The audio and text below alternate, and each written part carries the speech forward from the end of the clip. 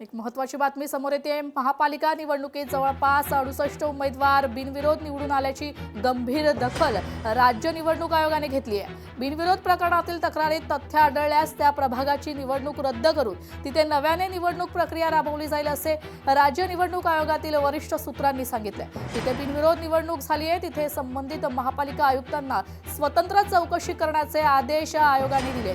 ठाणे आणि कल्याण डोंबिवलीतील उमेदवारांच्या बिनविरोध निवडीची चौकशी करावी। चौकशी पूर्ण होईपर्यंत निकाल जाहीर करू नये अशी मागणी मनसेचे नेते अविनाश जाधव यांनी सोमवारी राज्य निवडणूक आयुक्त दिनेश वाघमारे यांना भेटून केली आहे। या भेटीनंतर आयोगाने महापालिका आयुक्तांकडून अहवाल सादर करण्याच्या सूचना दिल्याचे जाधव यांनी सांगितले। दरम्यान बिनविरोध जागांवर प्रत्यक्ष मतदान घ्यावे आणि मतदारांना नोटाची संधी द्यावी अशी मागणी होती, परंतु नियमानुसार एकच उमेदवार असेल तेथे निवडणूक घेता येत नाही। न्यायालयाने आदेश दिले तरी अंमलबजावणी या निवडणुकीत होणार नाही असं सूत्रांनी सांगितलंय।